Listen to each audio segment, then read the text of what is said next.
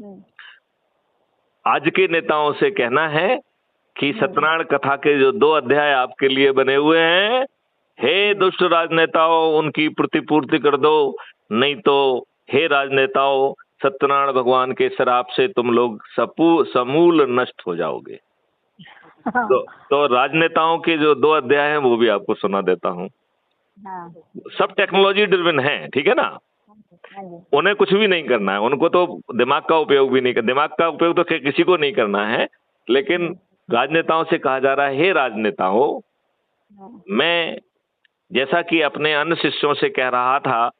कि ना तो आपको अपना सोच बदलना है, ना चिंतन बदलना है, ना क्रियाकलाप बदलना है,